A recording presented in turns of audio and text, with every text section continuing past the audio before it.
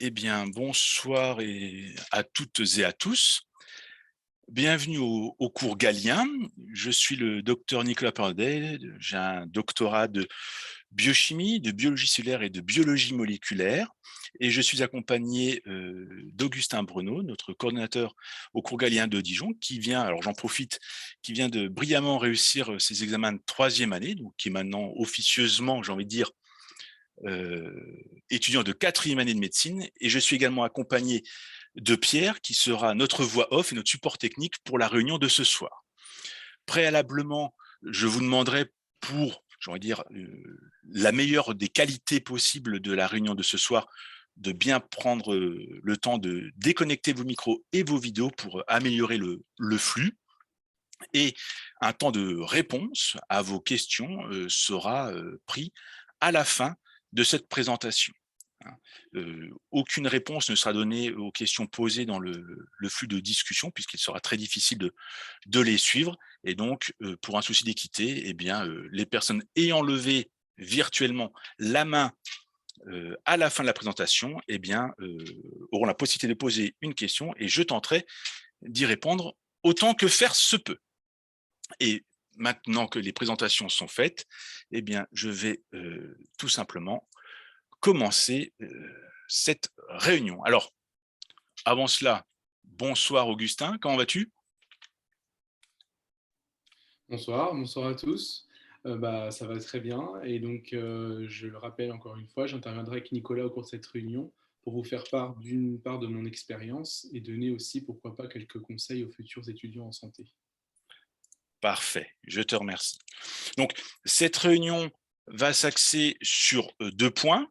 Le premier point, et vous le comprenez avec le titre du PowerPoint, hein, il est le temps, maintenant que Parcoursup vient de donner ses premières réponses, il est temps de choisir sa prépa médecine.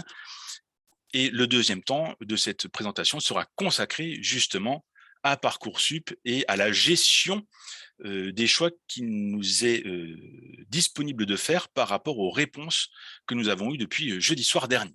Voilà. Alors, en brève introduction, il me semble important de présenter le cours Galien. Et donc, je vous rappelle que le cours Galien, eh bien, c'est le pionnier des prépas médicales en France. Fondé en 1787, hein, ce sont donc plus de 35 ans d'expérience que nous mettons chaque année au service de plus de 3000 étudiants qui sont répartis dans 15 écoles. Cela veut donc implicitement dire également que nous suivons depuis 35 ans eh bien, toutes les réformes des études de santé, ainsi que les modalités d'inscription aux études de santé. Alors, nous sommes devenus avec le temps l'école de la réussite dans le secteur des prépas médicales. Choisir les cours Galiens, c'est multiplier par 3 vos chances de réussite. En effet, vous avez, et là ce sont des statistiques nationales, 20% de taux de réussite pour un étudiant qui vient d'obtenir son bac en faculté de médecine. Et avec les cours Galiens, eh bien, ces chances de succès sont multipliées par 3 puisque nous avons 60% de taux de réussite avec nos étudiants. Et ce chiffre eh bien, est obtenu et provient d'une commission qui avait été commandée par l'Assemblée nationale, dont les résultats avaient été publiés le 14 avril 2021. Alors, depuis sa création, depuis 1987, le cours Galien, c'est aussi 723 majors de promotion et plus de 4000 étudiants dans le top 20. Alors, pour proposer la meilleure qualité d'accompagnement possible, le cours Galien s'appuie sur son comité d'excellence scientifique et pédagogique. Il se compose de mes confrères et consoeurs, le docteur Marine, alors je tairai le nom pour ce soir, qui est référente médecine et qui est docteur en pharmacologie, Emilio, le docteur Emilio R, qui est docteur également en écologie animale, posté sur Strasbourg, mon confrère Laurence, qui est sur Lyon, Alexia, basée sur Lille, et puis également le docteur Benjamin, qui participe avec ce comité d'excellence au suivi de nos étudiants, puisque vous allez le voir dans quelques instants, nous accompagnons nos étudiants dans tous les temps clés de la réussite, du lycée jusqu'aux EDN, nouvelle version, j'ai envie de dire, des ECN, des examens classants nationaux. Alors, le rôle de ce comité, c'est d'identifier et de comprendre les causes d'échec des étudiants en première année et de définir ainsi et de faire évoluer notre méthode pédagogique afin de garantir à nos étudiants le meilleur accompagnement possible, bien évidemment dans une optique de performance, mais également et surtout de réussite. Alors, cette méthode pédagogique exclusive, elle est ensuite appliquée et adaptée dans chacune de nos 15 écoles par ce qu'on appelle l'équipe sentinelle.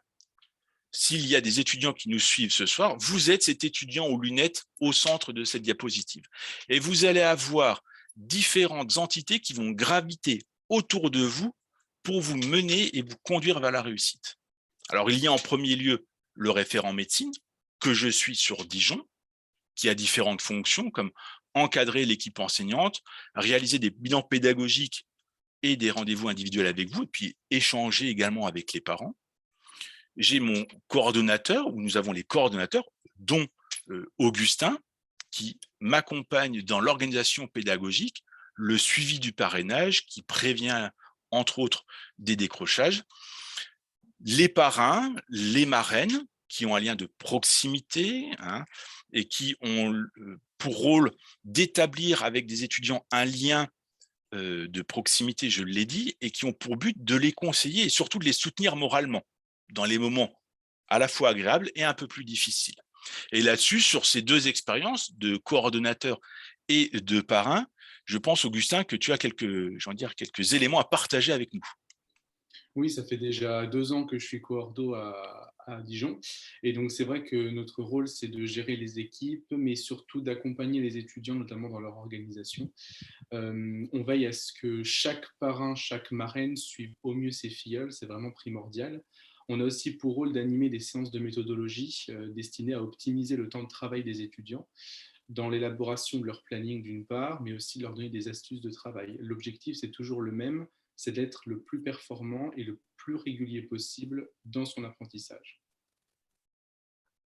Alors, effectivement, être le plus régulier dans son apprentissage, et puis tout ce que tu viens d'aborder sont des facteurs clés de réussite. Et l'ayant bien compris, nous avons également des permanenciers, ce sont des étudiants qui sont présents au sein des locaux des cours Galien pour répondre aux questions des étudiants qui seraient en salle de travail, répondre à des questions à la fois d'ordre pédagogique pour certaines et également méthodologique.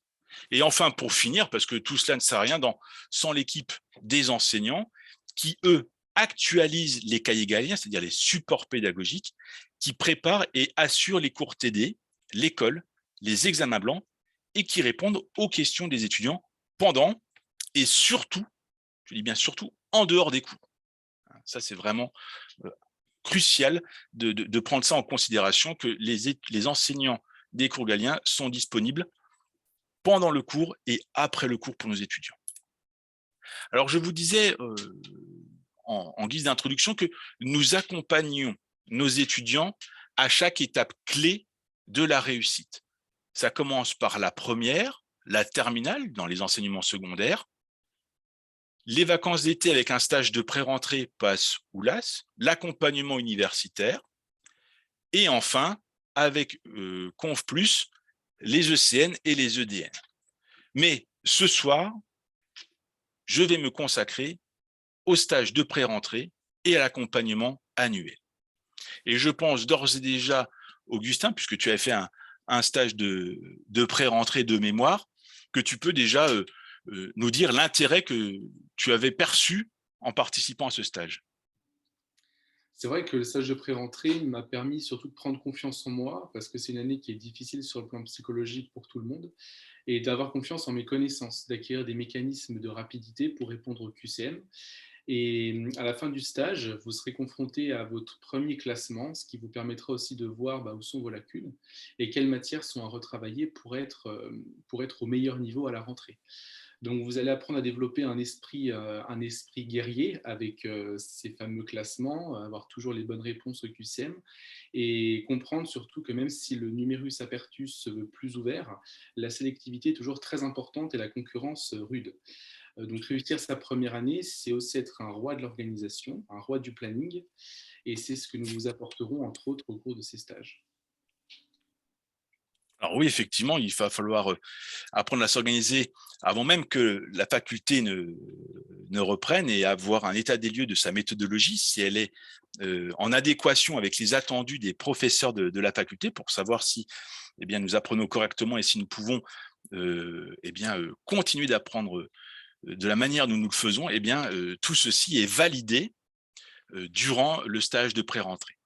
Et maintenant, voyons ensemble un peu plus en détail, bien évidemment, notre accompagnement annuel, qu'il ne soit pas sous l'as, bien évidemment. Cette méthode d'accompagnement, elle est propre au cours galien. Et à la question, quels sont les facteurs clés de la réussite en études de santé? Je vous l'avais dit tout à l'heure, ces questions, le comité se les posait. Eh bien, au-delà de ça, les étudiants en année supérieure, et donc je pourrais poser la question à Augustin, ils vous répondraient que l'apprentissage des cours, la méthode des travails, bien évidemment le mental, l'environnement de travail et enfin l'hygiène de vie comme le sommeil et l'alimentation sont les facteurs clés de réussite.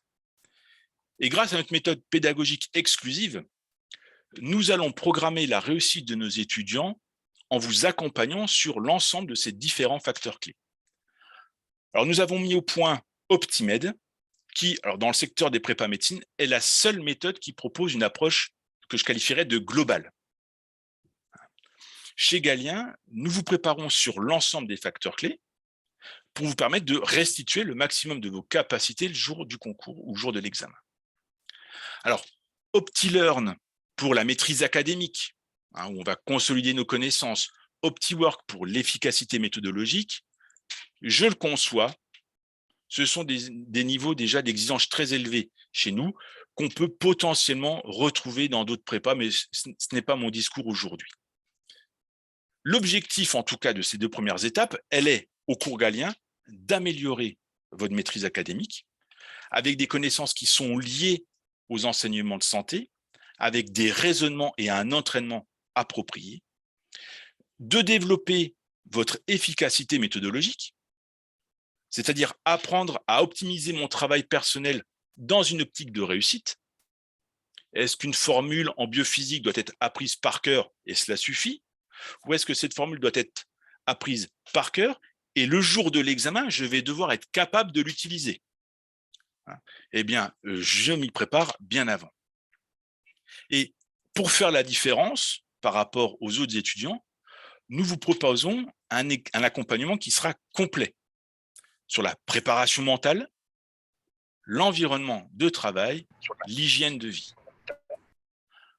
OptiMind, cette 3e étape, vous permettra de vous forger un mental de champion, de développer votre capacité de mémorisation, votre motivation et d'être, si je peux me permettre cette terminologie, d'être focus, d'être concentré le jour de l'examen et d'être dans une bulle de concentration et de ne pas vous laisser,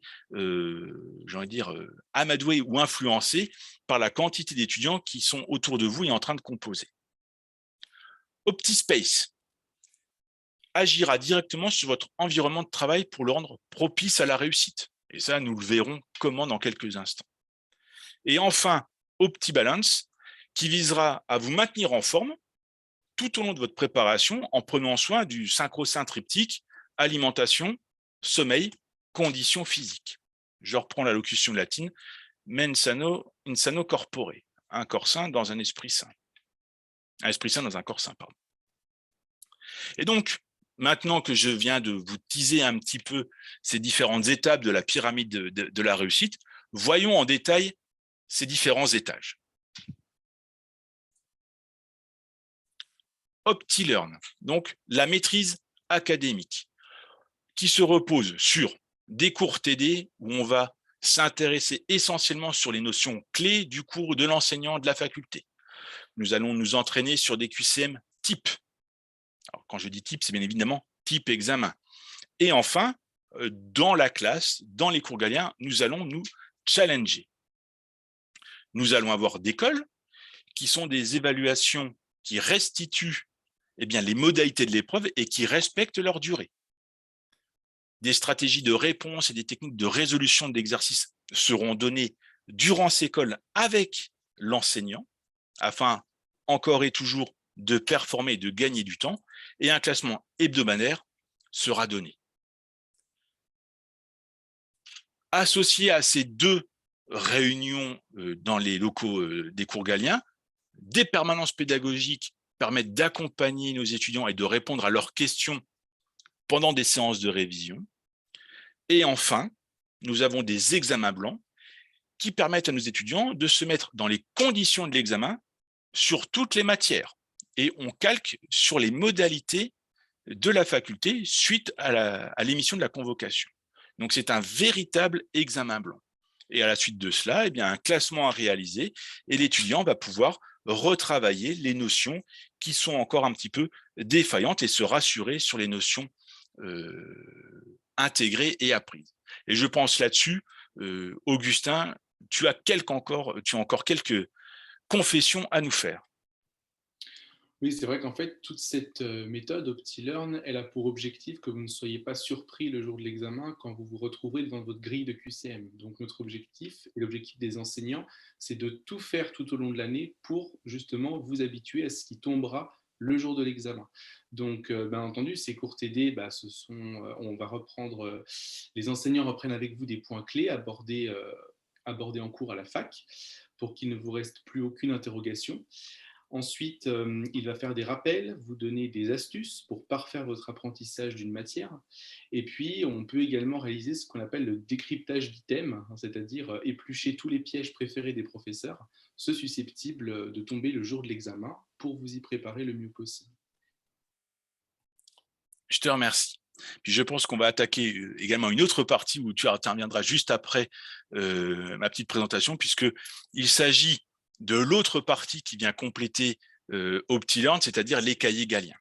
Alors, les cahiers Galien, c'est le support pédagogique par excellence. Ce sont des supports qui sont rédigés et actualisés rapidement par nos enseignants. Nous sommes dans des délais excessivement courts par rapport aux délais de la faculté. Je prends un exemple du centre dans lequel je travaille. Au cours Galien de Dijon, les cahiers sont mis à disposition à maxima dans les 48 heures après la fin de chapitre de la faculté. Pour certains, c'est dans la journée même. D'accord. Donc, l'étudiant ne perd pas de temps. Pourquoi? Eh bien, tout simplement parce que notre équipe d'enseignants des cours Galien travaille exclusivement pour la création de ces supports et pour Galien. L'autre intérêt de ces supports, c'est qu'ils sont hiérarchisés et organisés afin de maîtriser les notions clés. Il est fondamental de pouvoir, par une simple lecture, d'identifier les notions qui doivent être maîtrisées lors d'un premier apprentissage et celles qui devront être, j'ai envie de dire, peaufinées par la suite. Et tout ceci vient être complété par des schémas explicatifs légendés, soit donnés par l'enseignant et qui ont été relégendés et retravaillés, soit qui viennent en complément pour parfaire la compréhension du cours donné par l'enseignant de la faculté. À côté de cela, eh bien, notre expertise de l'examen est également indiquée dans ce support pédagogique. En effet, nous aurons l'occasion, et vous aurez l'occasion, jeunes gens, d'avoir dans nos supports pédagogiques différents pictogrammes qui viendront indiquer les notions qui sont fréquemment demandées à l'examen, qui sont à maîtriser sur le bout des doigts lors de la première lecture. Et enfin, lorsque vous aurez terminé de travailler votre cahier pour la première fois, vous pourrez valider vos connaissances et vos compétences grâce aux annales classées corrigées qui se situent à la fin du cahier, qui correspondent aux questions qui sont tombées aux anciens examens sur ces chapitres. Et comme ça, vous pourrez voir rapidement si l'enseignant pose des questions dans un ordre de détail, de réflexion et de compréhension, et donc de voir tout simplement son attente, et donc de parfaire votre apprentissage. Et là-dessus, je vais te laisser la parole, Augustin, sur le plaisir que tu as eu de stabilité de temps en temps tes cahiers quand tu étais étudiant. J'utilisais énormément de stabilo. C'est vrai que les cahiers, c'est ce qu'il y a de plus important pour vous, enfin, futurs étudiants en santé l'année prochaine, c'est que je peux affirmer sans me tromper qu'ils sont vraiment vos outils les plus précieux. Ils reprennent l'entièreté du cours de chaque professeur, point par point, sans omettre aucun détail. Chaque nouveauté, comme l'a dit Nicolas, est mise à jour dans les plus brefs délais. Vous verrez également que lorsque vous avez terminé votre apprentissage du cours, vous retrouverez à la fin, donc comme on l'a dit, les annales tombées sur les 3 dernières années. C'est un réel plus dans la vérification des acquis. Je terminerai par un point qui peut paraître anodin à première vue, c'est l'esthétique, la présentation du cahier. Quand vous devrez passer 10 heures minimum par jour à votre bureau en train d'apprendre des quantités monstrueuses d'informations, c'est vrai que ces cours seront d'autant plus agréables à apprendre s'ils sont bien présentés et bien illustrés, ce qui est le cas des cahiers Galien, justement. Je te remercie. Et pour finir sur la notion sur l'OptiLearn et sur la maîtrise académique, un outil numérique qui vous accompagnera sur votre tablette ou sur votre portable, c'est la plateforme Studius. Sur cette plateforme Studius, vous retrouverez vos plannings, les résultats de vos calls, mais également vous recevrez les notifications pour vous indiquer qu'un nouveau cahier Galien est disponible sur votre espace pour pouvoir venir le travailler. Les QCM qui sont à la fin de chaque cahier, eh bien, vous les avez également en ligne, ce qui vous permet d'analyser vos résultats et tout simplement de vous dire, eh bien, sur tel ou tel chapitre, je suis opérationnel et je suis préparé. Par contre, sur telle thématique, un travail est encore nécessaire. Et au final, vous avez aussi un outil fort intéressant qui est le forum qui est également développé dans chacun de nos écoles afin que vous puissiez poser vos questions eh bien, lorsque vous en avez une.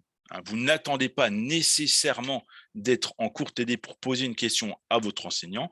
Lorsque la question vient à apparaître dans votre encéphale, eh bien, vous posez la question immédiatement et l'équipe enseignante se fera un plaisir de tenter d'y répondre dans les plus brefs délais.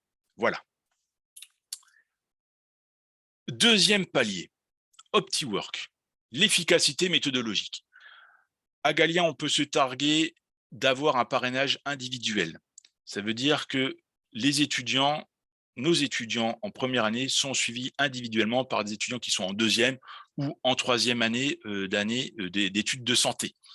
Plusieurs rendez-vous sont fixés à des moments clés de l'année, mais bien évidemment, il y en a d'autres qui sont réalisés, et l'objectif étant de soutenir la motivation, mais pas que. Encore une fois, rappelez-vous l'équipe Sentinelle, le parrain a également pour fonction de prodiguer quelques conseils et d'être une véritable oreille. Des ateliers méthodologiques qui sont planifiés tout au long de l'année, mais qui permettent donc de faire nos plannings, d'améliorer nos potentielles prises de notes en fonction des facultés dans lesquelles nous sommes inscrits et d'élaborer à la fois la routine hebdomadaire, mais surtout le planning de révision afin qu'il soit le plus efficace possible. Là-dessus, je vais te donner la parole, Augustin, puisque les ateliers méthodologiques, tu les menais d'une manière très dynamique et tu les préparais relativement bien justement à l'organisation de ce que j'appelle la routine, mais aussi au planning de révision. C'est vrai que c'est l'un de nos rôles clés. En tant que coordinateur, on anime ces séances de méthodologie. Alors, qu'est-ce qu'on y fait? Donc, tout d'abord, on répond à toutes les questions, toutes les inquiétudes des étudiants. Il faut vraiment qu'ils ressortent avec plus aucune interrogation. Ça, c'est le premier point. Ces séances s'organisent autour de notions clés. Par exemple, la première séance que j'organise de l'année s'intitule Comment gérer mon année. Donc, je la fais en septembre. Et je vais y aborder l'organisation, le rythme des cours, le mode de vie, qui est très important.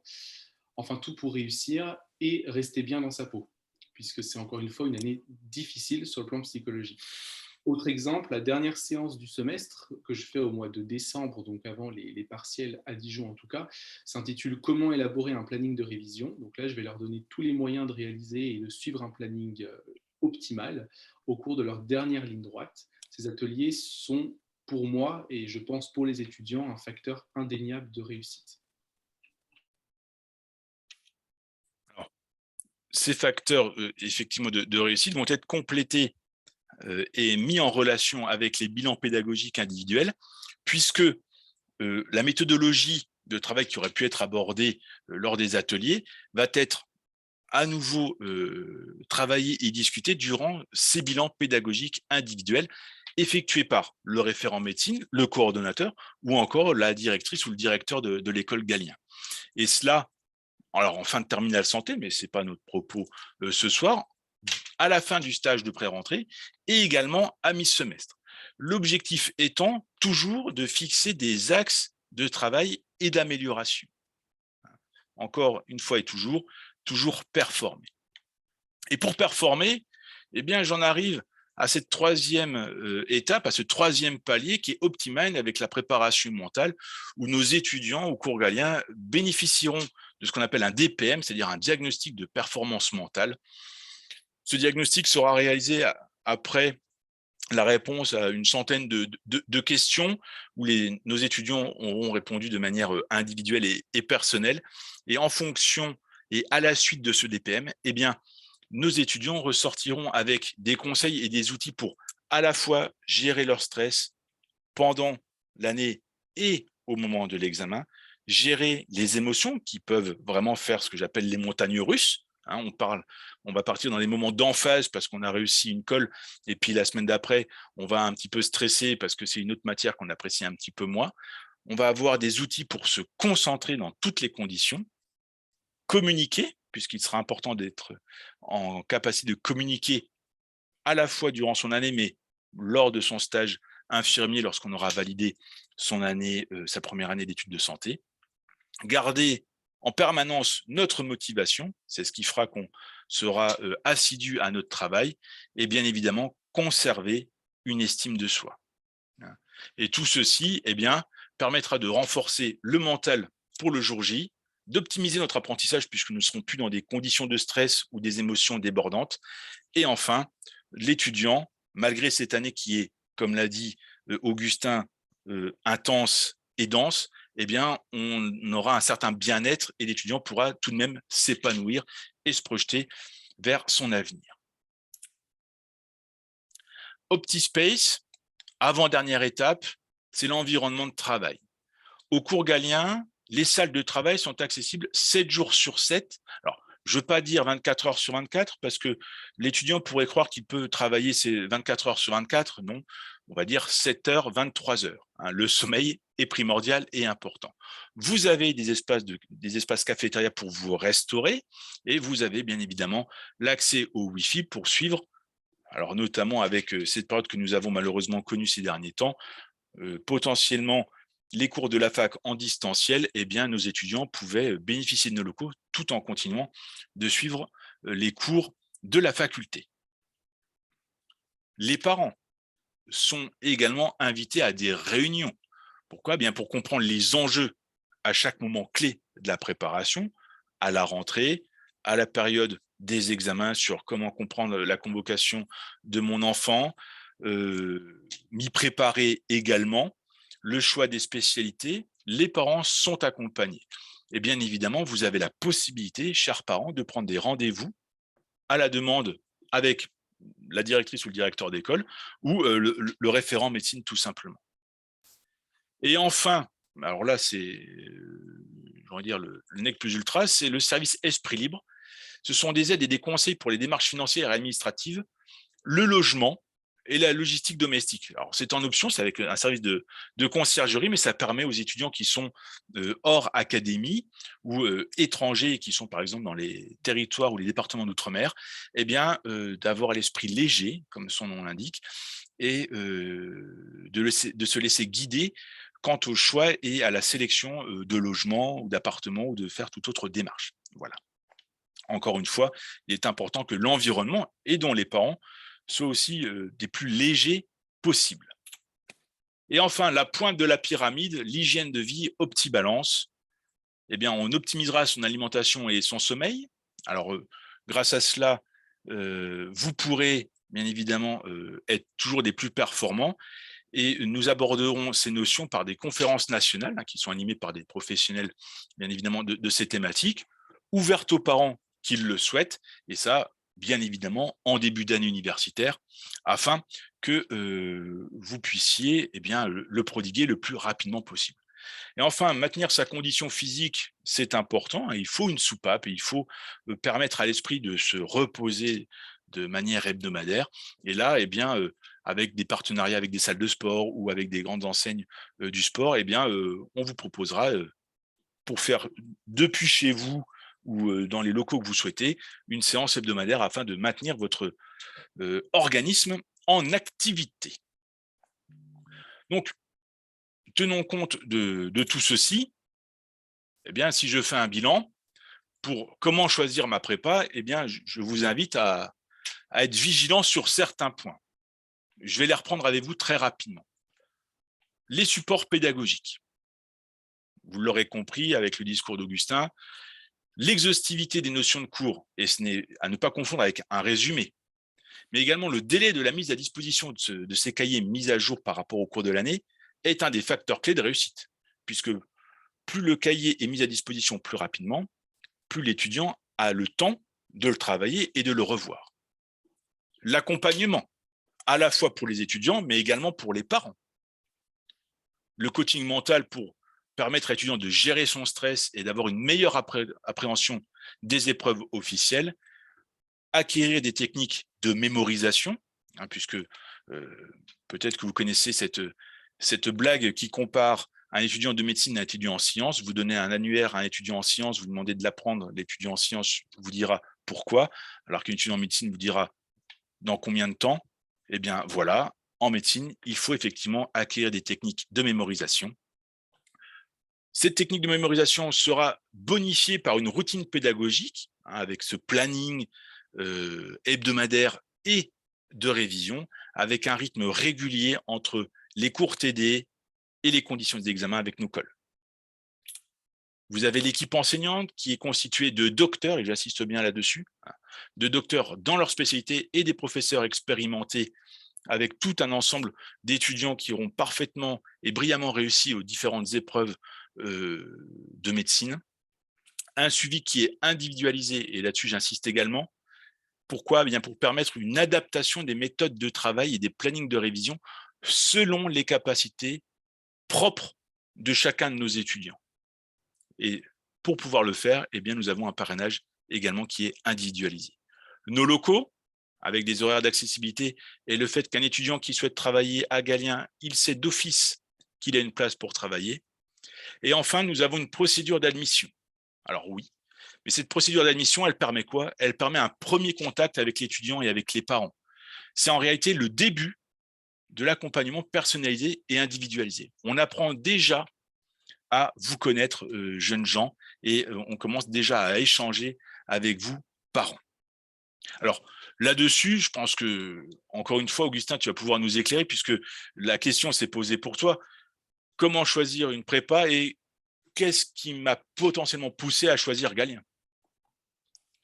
C'est vrai que pour moi, c'est trois choses qui ont fait la différence. Premièrement, l'accompagnement. C'est vrai qu'on a un accompagnement ultra personnalisé qui est proposé à Galien. Pendant toute mon année, en fait, on a pris régulièrement de mes nouvelles. C'est quelque chose qui peut paraître banal, mais quand on est enfermé tout le temps dans ses cours, c'est important qu'on s'intéresse à nous et qu'on prenne de nos nouvelles. Et donc, c'est vrai que ce soit par le biais des parrains-marraines ou même des professeurs, des enseignants qui veulent vraiment notre réussite, c'est ce qui m'a d'ailleurs motivé à travailler dans cette prépa l'année d'après, c'est-à-dire prendre soin de l'étudiant en passe ou en lasse. Deuxième point, c'est la disponibilité des locaux et l'environnement de travail, avec des salles qui sont toujours disponibles, calmes, et des permanences assurées par un enseignant afin de répondre à toutes les questions. Et enfin, la qualité des cahiers, je me répète encore une fois, mais qui sont à la fois exhaustifs et synthétiques, dans le sens où ils sont clairs, ordonnés, lisibles, agréables à apprendre. À titre personnel, la fluidité dans mon apprentissage a été bien meilleure que pendant mes années de lycée, par exemple, grâce à ces cahiers. Ces trois points pour moi qui sont extrêmement importants, entre autres dans le choix d'une prépa. Je te remercie pour cette confidence. J'ai souvenir effectivement que tu as porté un soin particulier au cahier, effectivement. Voilà, donc la première partie annoncée est terminée et maintenant on attaque, j'ai envie de dire, la partie d'actualité, c'est-à-dire les voies d'accès aux études médicales, Parcoursup, PASS, LAS. Alors, depuis 2020, les voies d'accès aux études de santé, quelles sont-elles? Eh bien, elles sont les suivantes. Je suis étudiant en PASS avec une majeure santé et une mineure licence qui peut être diverses et variées selon l'UFR santé dans lequel je suis inscrit et selon l'académie. Je peux avoir sciences de la vie, chimie, droit, économie, gestion ou autre. Ou je peux être étudiant en LAS, où là j'aurai une majeure licence. Alors là, elles sont, j'ai envie de dire, diverses et variées, hein. Sciences pour la santé, SVT, sciences de la terre, chimie, STAPS, droit, informatique, mathématiques et bien d'autres, et un bloc santé, une mineure santé. Je n'oublie pas, bien évidemment, les licences 1 SPS, hein, notamment l'Académie rémoise et strasbourgeoise. Et j'invite d'ores et déjà les personnes qui seraient dans l'auditoire et qui seraient concernées par ces licences SPS à rentrer en contact le plus rapidement possible avec les écoles Galien de Reims ou de Strasbourg qui pourront vraiment répondre de manière très efficace à vos questions sur cette particularité de la réforme. Alors, si je reprends le PASS, le PASS pour parcours accès spécifique santé, hein, nous avons vraiment une majeure santé, eh bien, nous allons voir qu'elle se complète ou quel est l'opposé du LAS.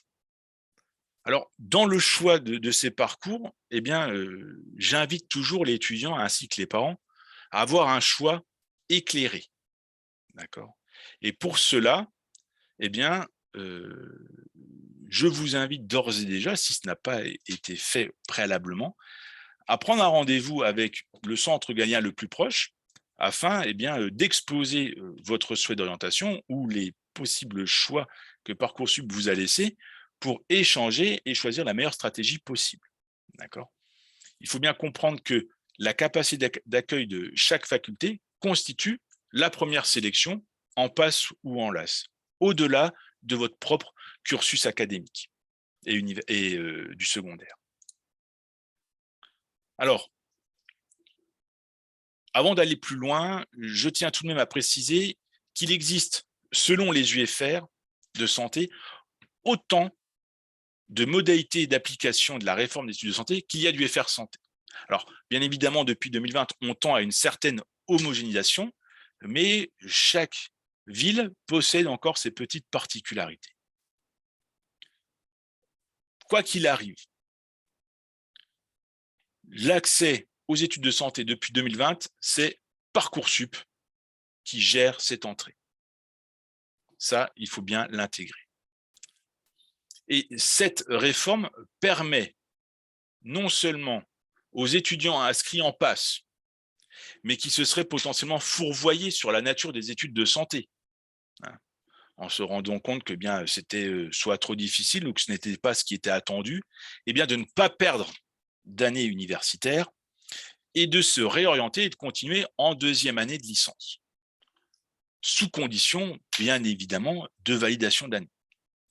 Donc, compte tenu de ceci, une certaine réflexion, encore une fois éclairée, sur le choix des mineurs généralistes doit être réalisée. D'accord.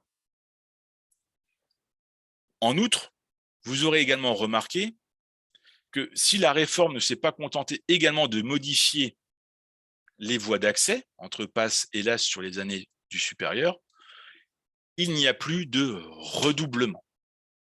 C'est pourquoi l'accompagnement et la préparation des étudiants est plus que primordial et fondamental. Alors, avant de continuer sur le parcours des licences à accès santé, je vais juste me concentrer un tout petit peu plus sur la PASS et plus particulièrement sur l'étudiant qui est en PASS, c'est-à-dire le profil de nos étudiants qui sont au PASS et quelles sont les spécialités du bac conseillées ou tout du moins celles qu'il devra prendre s'il n'est pas encore concerné par Parcoursup. Pour les étudiants et les parents qui se posent la question, est-ce que j'ai bien ou a-t-il choisis les bonnes spécialités. Voici les spécialités qui sont recommandées. En première, je prends le triptyque physique, chimie, mathématiques, SVT. C'est primordial. En terminale, je conserve, et là c'est fortement et très fortement recommandé de conserver la physique-chimie. Et par la suite, je peux me permettre de choisir soit la SVT, soit les mathématiques. Et si j'ai conservé SVT, je peux prendre l'option maths complémentaire pour garder et conserver une certaine logique cartésienne. D'accord ? L'idée étant toujours de performer au niveau académique et donc d'avoir les meilleures notes. Si vous hésitez entre mathématiques et SVT et que vous avez une appointance pour les deux quasi identiques, prenez celle où vous avez la meilleure note, puisque l'idée étant d'avoir le meilleur CV académique. Vous hésitez encore. Vous ne savez pas si vous devez choisir PASS ou LAS sur Parcoursup parce que vous êtes en attente, vous êtes sur liste d'attente en PASS, vous avez une LAS qui est validée. Vous ne savez pas quoi faire. Alors, je vais vous donner quelques éléments d'information qui vont peut-être vous aider à prendre une décision ce soir. Je vais reprendre les mots du professeur Didier Samuel. Le professeur Didier Samuel, c'est le doyen de la faculté de médecine de Paris-Saclay et c'est également le président de la conférence des doyens de médecine. Et il s'est exprimé très récemment sur la réforme de médecine. Et il expliquait que la réforme avait pour objectif de pallier la principale critique de la PACES. C'est-à-dire que certains étudiants, après 2 ans d'échec, ils avaient l'impression d'avoir perdu leurs 2 années. L'idée étant donc d'ouvrir l'accès à davantage de profils que les purs scientifiques. Donc, si je veux être plus synthétique que ce que je vous ai présenté sur la diapositive préalable, PASS, ce sont des étudiants qui seront très forts en sciences fondamentales de la santé et qui aura, j'ai envie de dire, une voie où il y aura beaucoup de par cœur. L'ALAS, c'est une licence classique avec sa compréhension et qui sera accompagnée d'une mineure santé. Alors, cependant, l'ALAS nécessite, passez-moi l'expression, d'ingurgiter de gros volumes de connaissances. Les journées de nos étudiants en LAS seront tout aussi longues que celles de nos étudiants en PASS. Et généralement, les cours du bloc santé, en plus de cela, contrairement aux cours de licence classique, sont en distanciel, voire totalement sous forme de support PDF, faute de pouvoir coordonner tout simplement tous les emplois du temps des UFR. Là, c'est vraiment du logistique. Et je précise également que à court terme, même à très court terme, il y aura autant d'étudiants en 2e année issus du PASS ou issus de la LAS. Ça, c'est dans les textes. Il y a eu quelques aménagements pour la mise en place de la réforme, mais le texte est clair et encore une fois, le professeur Didier Samuel le précisait. Dans un très court terme, il y aura autant d'étudiants en 2e année des études de santé qui seront issus de la PASS ou de la LAS. Là, je sors mon dernier atout. Je vais résumer et je vais faire un petit bilan des caractéristiques du profil des étudiants, PASS ou LAS. Alors, un étudiant en PASS, eh bien, c'est un étudiant qui est convaincu déjà d'exercer un métier de la santé. Il est sûr de son orientation professionnelle. Il faut qu'il prenne en considération que le redoublement est impossible et qu'il pourra se réorienter en licence avec une seconde chance en LAS 2 ou en LAS 3. Un étudiant en LAS, eh bien, il hésite encore sur son futur professionnel. Avocat, médecin, journaliste, peu importe. Il hésite encore. Par contre, comme pour PASS, le redoublement est impossible. Contrairement à la PASS, où je vous l'ai dit, c'était vraiment beaucoup de cours par cœur, en LAS, il aura une alternance de cours théoriques et de travaux pratiques et d'enseignement dirigé. Donc, on va varier, j'ai envie de dire, le mode d'enseignement. Et comme en PASS, il aura une seconde chance en LAS 2 ou en LAS 3. Mais quoi qu'il arrive, peu importe le profil PASS ou LAS, l'étudiant doit avoir un goût pour les sciences, ça c'est non discutable, un bon niveau scolaire, avoir une certaine autonomie une motivation et une certaine rigueur de travail qui seront complétées bien évidemment par l'accompagnement des cours Galien. Il sera évalué à chaque semestre et la sélection dans ces deux filières sont importantes. D'accord. Et au-delà de cela, je tiens également à préciser d'autres éléments. L'étudiant qui souhaite faire une LAS peut se poser la question de l'accompagnement et de la nécessité de l'accompagnement par une prépa, et notamment par les cours Galiens, vers sa réussite.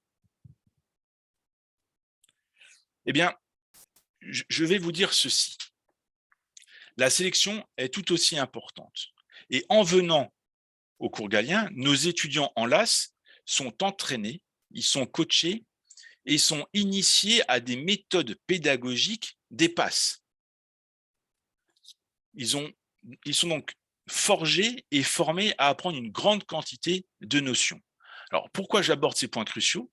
Eh bien, tout simplement parce que j'ai porté à votre connaissance des statistiques qui sont à la fois inquiétantes et qui inquiètent le collège des doyens des facultés de médecine. C'est sur les 10 096 étudiants qui sont actuellement en deuxième année de MMOPK, de médecine, maïotique, odontologie, pharmacie et kinésithérapie. Le taux de réussite des étudiants aux épreuves du premier semestre de deuxième année, il est de 80% pour les étudiants issus d'une PASS, alors qu'il n'y a que 40% des étudiants issus d'une LAS qui réussissent. On voit donc qu'il y a une réelle différence de préparation aux années supérieures en fonction de, j'ai envie de dire, la source PASS ou LAS. Et en venant à Galien, eh bien, l'étudiant PASS est préparé déjà à cette rigueur de travail, à cette méthodologie de travail, ce qui l'aide également par la suite, dans les années ultérieures, à performer. Donc, si vous vous posiez la question, dois-je être accompagné pour une LAS? Ma réponse est par la positive. Les dates clés. Le 2 juin, nous l'avons passé. Nous sommes le 8 juin, les résultats Parcoursup sont tombés depuis jeudi dernier, et je vous rappelle que au moment de la phase d'admission, le candidat reçoit une réponse pour chaque option demandée. Son classement est commun à l'ensemble du PASS de l'université d'accueil, mais son rang sur la liste d'attente diffère entre les différentes mineures. Et le conseil que les cours Galiens et moi vous donnons, c'est que si vous avez au moins un oui, se pose la question suivante. Est-ce que c'est votre choix préféré? Oui, non. Si c'est oui, félicitations, vous êtes presque en vacances puisqu'il vous reste encore potentiellement le grand oral et la philo à gérer, mais vous savez que vous allez être pris dans le PASS avec la mineure ou dans la LAS avec la mineure que vous avez choisie. Si ce n'est pas votre choix préféré, mais que vous êtes tout de même pris, acceptez le vœu et maintenez les autres en attente. D'accord ? Voici le conseil qu'on vous donne. Le 23 juin, qui est l'autre date clé, sera le lancement de la phase complémentaire. Et enfin, le 15 juillet, qui sera la fin de la phase principale, je dis principale, d'admission. Alors, je sais que vous avez tous un profil, des réponses différentes sur Parcoursup. Je ne pourrai malheureusement pas répondre à toutes et à tous, mais j'ai anticipé cela et les cours Galiens ont anticipé tout ceci en vous proposant de venir les rencontrer lors de différents événements. Alors, certains sont passés, mais c'était pour vous montrer qu'on était déjà prompt à vous répondre alors que le Parcoursup venait à peine de donner ses réponses. Je laisse cette diapositive quelques instants pour que vous puissiez repérer la ville d'intérêt et la date à laquelle vous avez un événement de porte ouverte ou de rendez-vous individuel. Si cela ne vous convient toujours pas, eh bien, je vous invite surtout à prendre un rendez-vous en entretien individuel. Vous avez l'adresse Internet qui figure sur cette diapositive et vous pouvez prendre un rendez-vous soit par téléphone, par visio ou en présentiel afin tout simplement de traiter spécifiquement de votre cas concret et d'avoir les réponses aux questions qui vous intéressent. À la question concernant les modalités ou quid des modalités d'admission au sein des cours Galien, pour intégrer nos classes de première ou de terminale santé ou la prépa LAS, je vous invite à solliciter un rendez-vous individuel afin qu'on puisse, encore une fois, répondre à l'ensemble de vos questions et puis déjà commencer, j'ai envie de dire, notre accompagnement. Et pour la prépa passe, nous sélectionnons nos étudiants et puisque nous avons un nombre de places limité, hein, vous comprenez que nos effectifs sont réalisés par des étudiants qui sont motivés et conscients des enjeux de cette prépa médicale. Et encore une fois, par rendez-vous. Et là, je vous invite d'ores et déjà, mais mes collègues des différentes écoles Galien vous l'aurez dit, c'est de préparer votre dossier avec vos bulletins de première et de terminale qui sont disponibles, bien évidemment. Eh bien, j'ai essayé d'être le plus concis et le plus rapide possible. Je vous remercie pour votre attention. Je te remercie également, Augustin, pour ta disponibilité et tous les bons conseils et le partage que tu as pu faire ce soir avec nous tous. Et au nom de toute l'équipe ou team Galien, hein, je vous souhaite à tous et à toutes, bien évidemment pour les étudiants qui nous suivent et qui nous regardent ce soir,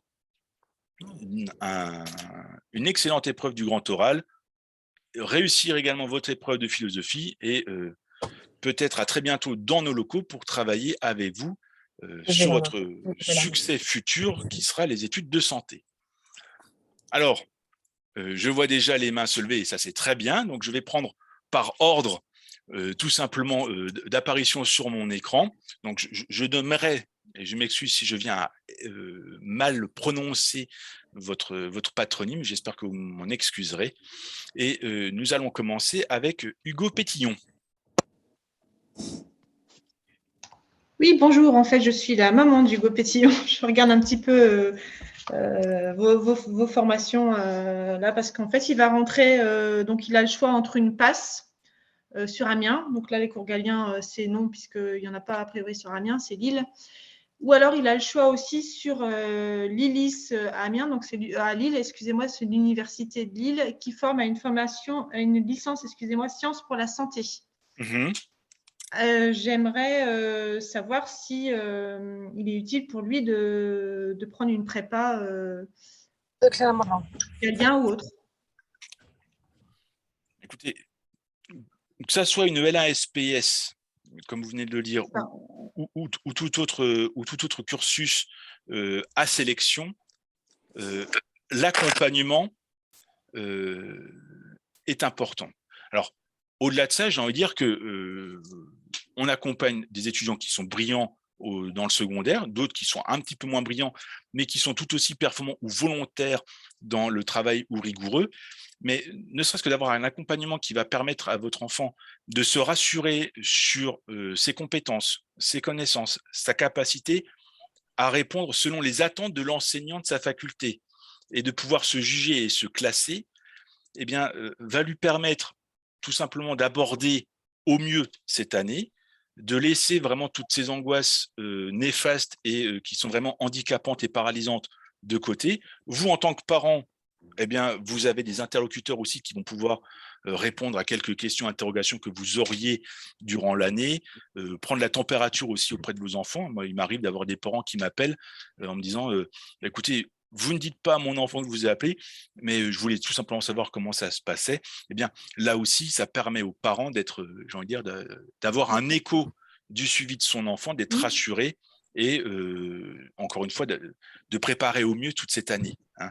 C'est donc même dans le cadre d'une licence sciences pour la santé, parce que vous disiez tout à l'heure, j'ai pas bien suivi, que c'était un petit peu particulier cette licence. Alors cette licence est particulière dans le sens où vous avez un premier semestre qui est dédié à la santé et vous avez un deuxième semestre qui est dédié aux sciences. Voilà. Alors que dans les autres modalités, que ce soit LAS ou PASS, vous avez vraiment un mélange continuel de la mineure et de la majeure. Alors que là, on fait bien, c'est bien séquencé, c'est bien séparé, semestre 1, semestre 2. Mais l'accompagnement est tout aussi important et la sélection est tout aussi importante. D'accord, mais a priori, elle forme mieux quand même, elle est plus équivalente à un PASS que les autres licences avec l'accès santé. On est d'accord? S'il prend une licence physique-chimie avec un accès santé, il sera mieux préparé sur une licence sciences pour la santé comparé à un pass. On va dire que le volume horaire de cours de santé sera plus important qu'un volume de cours qu'il aurait eu en accès santé par rapport au bloc de la mineure santé. Et si derrière ça, on parle si c'est notre seul moyen de dire je suis préparé pour la deuxième année, alors oui, le volume de cours sera plus intense, donc potentiellement la quantité de cours sera plus importante. Oui, ouais, donc il aura plus de chances par rapport à une autre licence classique au final. Sur la deuxième année. Sur la première année, c'est tout aussi équivalent. Mais sur les L1 SPS, la question ne se pose pas puisque vous n'avez que ça. Sur une UFR en question, par exemple, je prends Strasbourg, c'est L1 SPS. Voilà, vous avez que ça pour faire médecine. Donc la question ne se pose pas et la concurrence n'est pas avec un étudiant qui ferait une LAS. Ouais. Sur l'île, en fait, vous en avez plusieurs. Vous avez voilà. le PASS à la faculté de médecine de Lille. Vous avez l'ILIS qui forme une licence sciences pour la santé et vous avez aussi une école privée qui forme une licence sciences pour la santé également.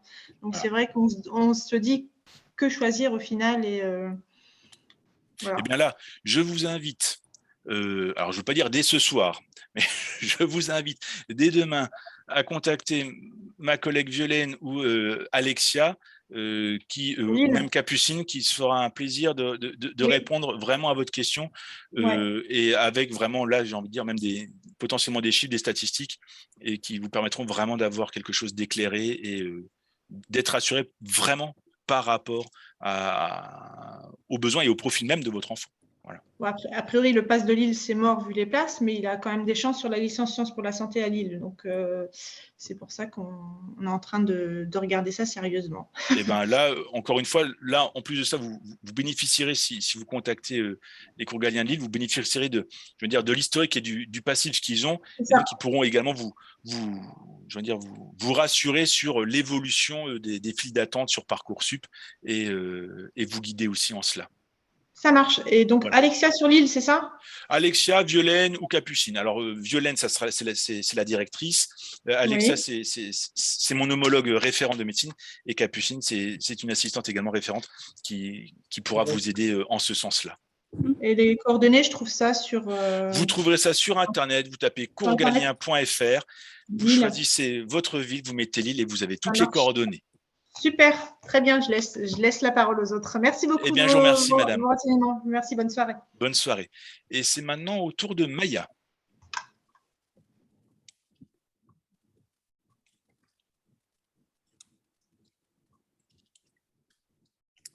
Alors, si Maya ne prend pas la parole, je reviendrai peut-être après, mais je vais laisser la place à monsieur ou madame Calvez.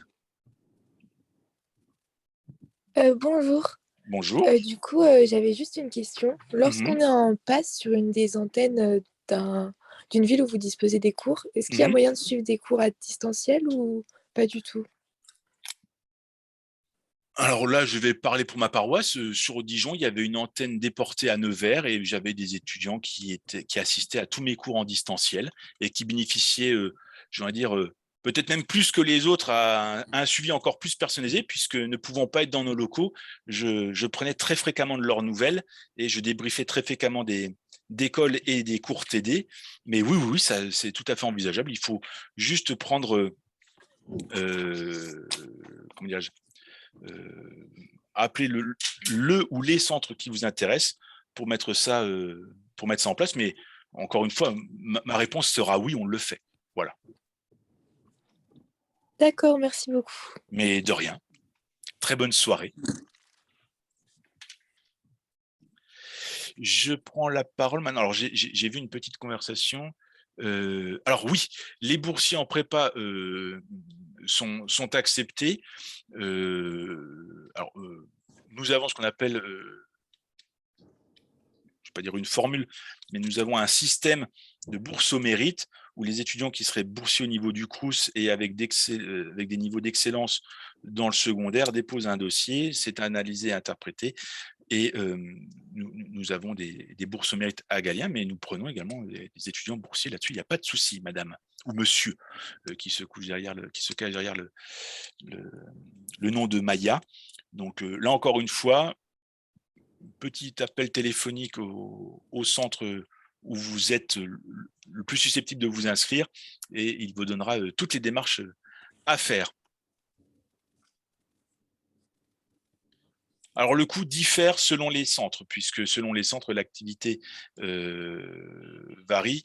Donc là, je vous invite vraiment à consulter la brochure que vous pourrez télécharger sur Internet et qui sera spécifique de la ville d'intérêt, où vous aurez cette information par téléphone. Voilà. Eh bien, à Rennes, je vous laisserai contacter ma collègue Élodie Marek qui pourra répondre à tout cela. Je n'ai pas tous les chiffres de tous les coûts, de tous les prépas de France. Je m'occupe surtout plus de la pédago que du tarif. Voilà.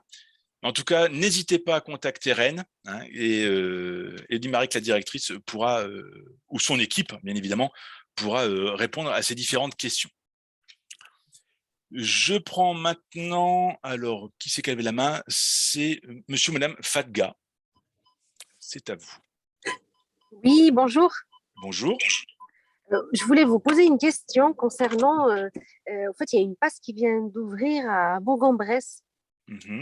Et je voulais savoir, est-ce que tous les cours se passeront à Bourg-en-Bresse ou il y aura des cours, ils vont se passer sur Lyon? C'est ça, vu que c'est nouveau. Alors, c'est une antenne c'est une antenne déportée de l'Académie lyonnaise? Oui, oui. Alors, généralement, et j'ai envie de dire pour ce que j'ai pu avoir comme expérience avec les antennes déportées, ce sont des cours en distanciel. Mais j'ai envie de vous dire, quand vous allez dans n'importe quelle faculté, vous avez un prof qui est dans un amphithéâtre ou dans une salle, et bien évidemment, tous les étudiants de cette même ville ne peuvent pas aller dans ces amphithéâtres et sont dans d'autres amphithéâtres avec un écran et une vidéoprojection. Là, ça changera pas de ce que vous pourrez avoir à Bourg-en-Bresse. C'était le cas à Nancy avec l'antenne déportée à Metz, à Nevers pour Dijon, et vous aviez les étudiants qui étaient dans des locaux destinés à tout cela. Et tout simplement, eh bien, les étudiants venaient avec l'ordinateur prendre des notes, vous aviez une vidéoprojection qui était faite de l'enseignement, et c'est comme si vous étiez, alors je ne veux pas dire à la maison, mais comme si vous étiez dans un amphithéâtre annexe de la salle où le prof était en présentiel. Voilà comment ça se passe. Et ce n'est pas les élèves qui vont se déplacer d'une ville à l'autre, c'est ça? Ah non. Non. L'intérêt de l'ouverture d'une antenne déportée, c'est que l'académie prend conscience qu'il y a une niche importante et un besoin important d'étudiants à cet endroit-là, et que d'un point de vue économique, il y a un fort besoin d'avoir une implantation à cet endroit-là. Et au-delà de ça, alors là, je ne rentre pas dans les détails, mais d'avoir une antenne déportée, ça permet de maintenir ou d'ouvrir un CHU à côté pour justifier de l'existence d'une antenne de fac de médecine. Donc, des fois, il y a des stratagèmes qui sont faits comme cela, mais là, on rentre plus dans de la politique et de la gestion des soins hospitaliers qu'autre chose. Mais rassurez-vous, la création d'une antenne déportée a pour vocation d'éviter à l'étudiant de faire les déplacements, justement. D'accord. Voilà. Et j'ai encore une question. Je voulais savoir pour les passes santé, mineurs physique, maths, est-ce que c'est des mineurs, elles sont plus difficiles? Ça veut dire qu'il y a plus de travail dessus? Ou bien, parce que c'est ça le problème, en fait, pour que la mineure ne prend pas beaucoup de temps aussi. Alors, je ne vais pas vous dire un secret, mais je vais vous faire une confidence. Les étudiants, même s'ils prennent la mineure qu'ils souhaitent ou qu'ils aiment, ils vont vivre cette mineure comme un boulet au pied. C'est-à-dire qu'un étudiant qui en passe, lui, ce qu'il veut apprendre, c'est des cours de médecine. Il va apprendre de l'anatomie, de la physiologie, de la morpho. Voilà. Et la mineure, il la vit comme une astreinte. Et là, peu importe sa nature, ça sera quelque chose qui sera désobligeant pour elle. Il y a des disciplines et il y a des mineurs qui vont demander un apprentissage par cœur. Alors, je pense potentiellement à du droit, de la SVT ou autre, avec un petit peu de réflexion quand même.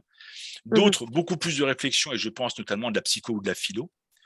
Là, je dis juste que si votre enfant était plutôt doué en physique, en chimie, et qu'on lui propose une mineure de physique et de chimie, bah, pourquoi partir sur une langue étrangère appliquée ou sur de la philo? Autant partir sur les matières qu'on aime bien. Au-delà de ça, encore une fois, prenez contact. Alors là, ce n'est pas Bourg-en-Bresse, mais prenez contact avec Lyon. Il y a 2 écoles Galien à Lyon. Prenez contact avec elles et demandez en local quels étaient le ressenti de leurs étudiants sur ces mineurs concernés. Ouais, ben oui, c'est ça. Ils vous feront un débrief. Et là, vraiment, vous et votre enfant, vous pourrez prendre une décision en âme et conscience. D'accord. Voilà. D'accord. Merci. Mais c'est moi. Très bonne soirée. Très bonne soirée à vous aussi. Alors maintenant, c'est un petit peu incongru, mais je vais donner la parole à utilisateur. Oui, bonjour. Bonjour. Je suis utilisateur. Voilà. Donc, je suis la maman d'une jeune fille qui est toujours en seconde. Oui. On habite à Nevers, donc on espère qu'elle gardera, qu'elle sera prise à plus tard à Nevers. Et moi, je voulais savoir si, donc là, vous avez plus ou moins répondu à ma question, les cours Galien sont aussi en visio. Tout à fait, oui. Et pour l'école, alors, pour comment ça se passe quand l'enfant n'est pas sur place? Alors, pour l'école, préalablement, j'ai envie de dire, quelques minutes avant que la colle soit lancée, par notre système de forum et par un système de messagerie, alors à Dijon, on travaille sur Discord, le sujet est envoyé à notre étudiant, il peut l'imprimer et on lui laisse le temps de l'imprimer, il a des grilles pour répondre comme s'il était en présentiel, donc il va colorier ces grilles. Par la suite, et là déjà la visio est lancée, c'est-à-dire qu'il entend les conseils que l'enseignant peut donner avant que l'épreuve ne commence. Le timing est donné, il fait sa composition de son côté, pour ne pas qu'il soit dérangé, le micro est coupé, et lorsque l'épreuve est terminée, le micro est réactivé, on signale la fin de l'épreuve, on fait une petite pause de quelques minutes, le temps que chacun puisse vaquer à ses besoins physiologiques ou de consommation de substances de type nicotinique, même si c'est fortement très, j'ai envie de dire, peu recommandé. Et après, nous corrigeons en visio, et là on active la caméra. L'étudiant peut ou pas activer sa caméra, parce qu'on peut imaginer qu'il soit en décontracte ou autre, dans sa chambre ou dans son bureau. Là n'est pas le problème, mais il suit la correction avec nous, et à la fin, il scanne ou il prend en photo sa grille d'examen, il la transmet à mon équipe pédagogique, on corrige, et il a une notation. Voilà. D'accord. Au même titre que le cours TD se fait de la même façon aussi. D'accord. Et est-ce qu'il y a des cours, des prépas avant la première année chez vous? Alors, avant la première année de médecine, vous parlez? Oui. Alors, nous avons la terminale santé, tout à fait. Et avant la terminale santé. Pardon?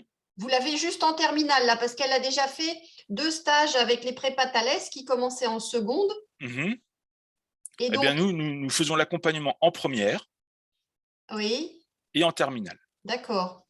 Sur des choses qui vont être plutôt orientées pour Dijon? Alors, sur la première santé, c'est un programme qui se veut national et l'objectif étant de performer sur les bases scientifiques afin de permettre à nos étudiants d'avoir le meilleur, j'ai envie de dire, profil académique pour s'assurer ou en tout cas faciliter son passage pour Parcoursup. Ça, c'est la première. En terminale santé, par contre, on va travailler effectivement, spécifiquement, les points de cours et on va travailler avec les cours de Dijon. Et donc, on va préparer votre enfant pour Dijon. Oui. D'accord.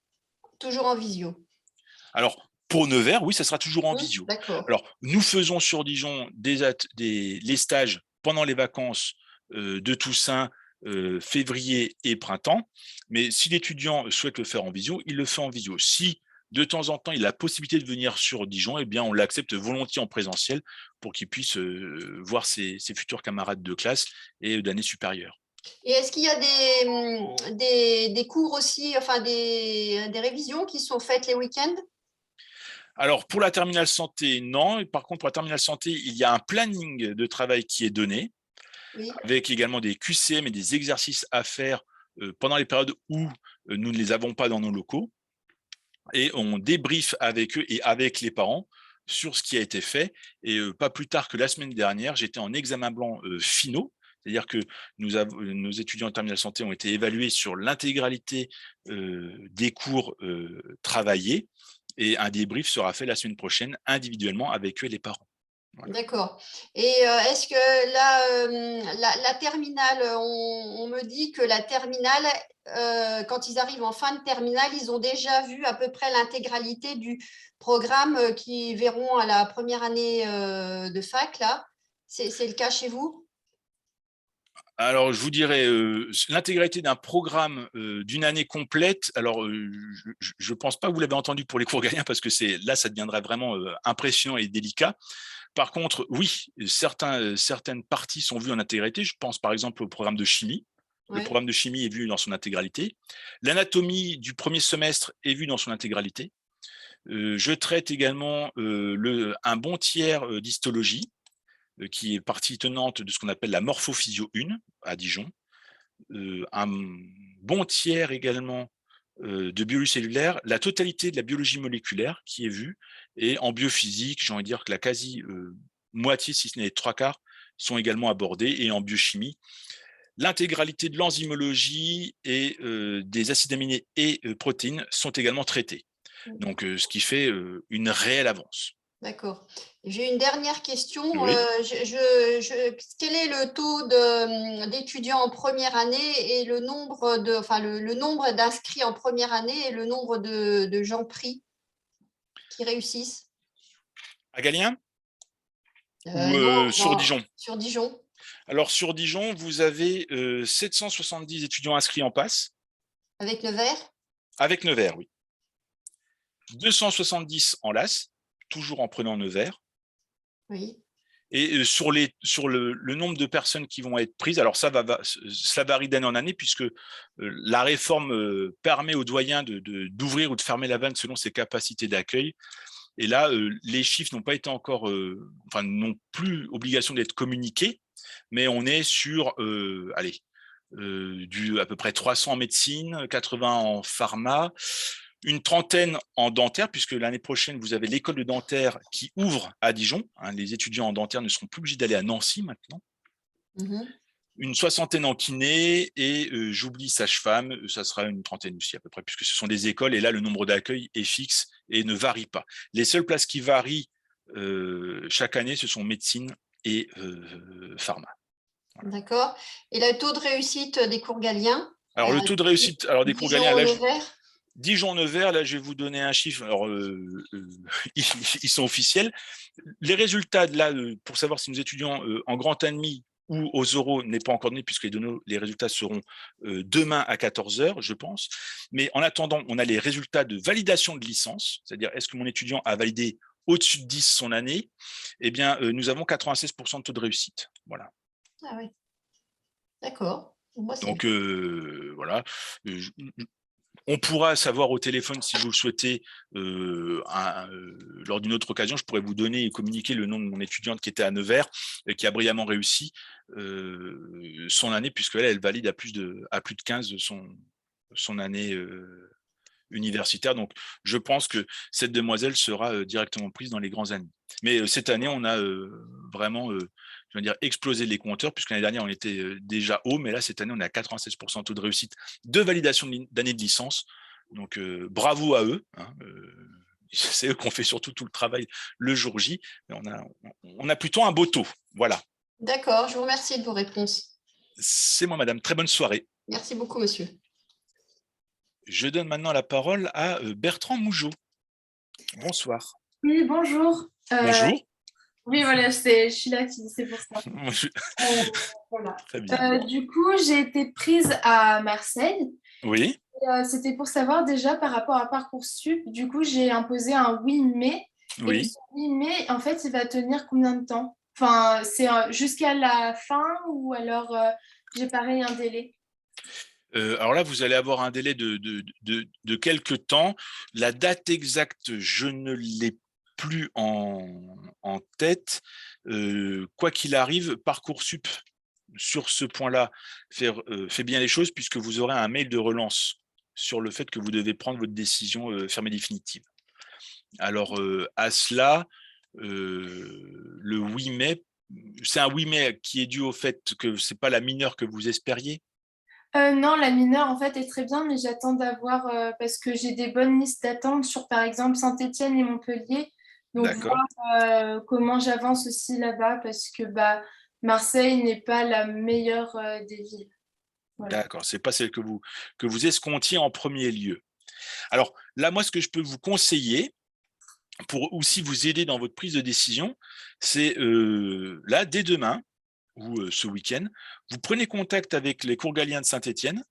Alors là, vous aurez Cindy, la directrice, ou vous aurez Morgane, la référente, et vous leur demandez tout simplement, par rapport là à votre classement et votre placement dans votre liste d'attente, vous demandez tout simplement leur ressenti, et elles ont tout l'historique, encore une fois, des étudiants et des rangs des derniers prix en fonction des mineurs, et elles pourront vous guider et vous rassurer sur ça va très bien tomber, et donc il faut être patient de quelques jours et ça va avancer ou pas. Et ça, que ça soit pour Saint-Étienne ou pour Clermont-Ferrand, vous aurez Virginie Agier, la directrice de l'école, qui pourra aussi vous répondre par rapport à tout cela, mademoiselle.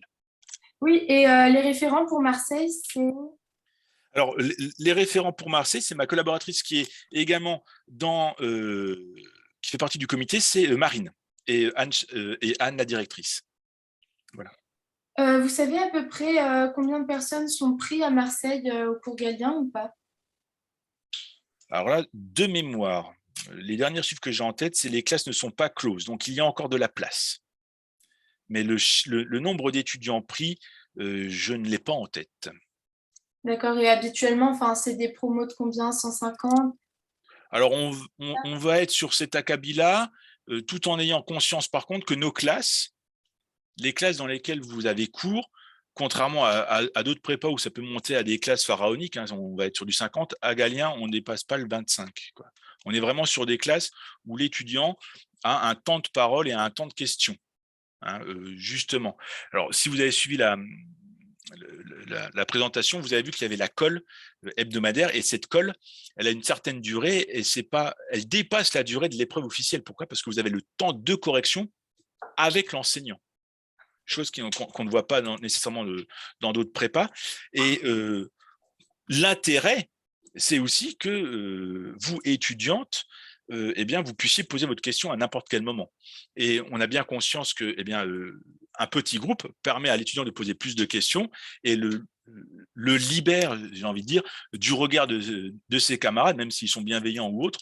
En tout cas, vous avez une facilité d'échange avec votre prof.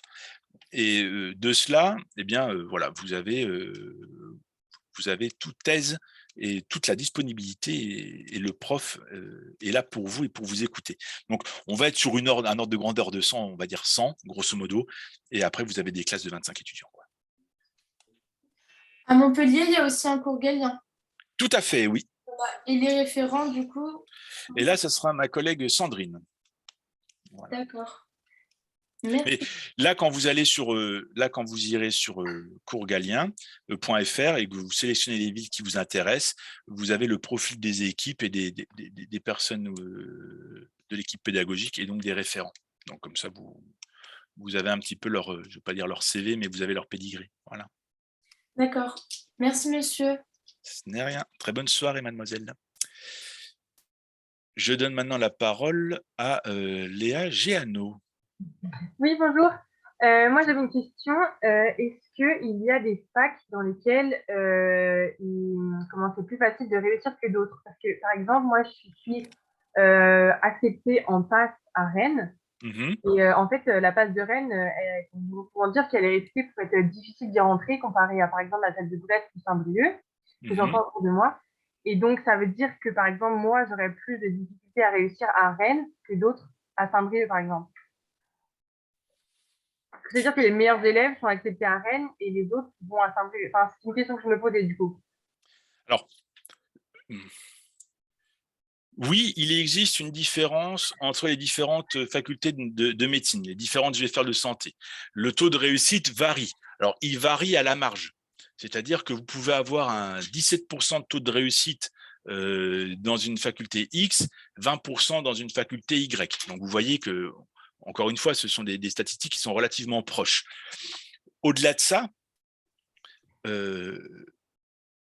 j'ai envie de dire, privilégier, une fois que vous allez avoir un super accompagnement, alors je pense à Brest ou à Rennes où vous avez des cours Galien, où là, eh bien, là encore, pour faire votre choix, prenez contact avec ces 2 cours Galien, demandez-leur eh bien, qui vous expliquent comment se passent les cours de la fac et ce qui est plus ou moins abordé durant les différents semestres.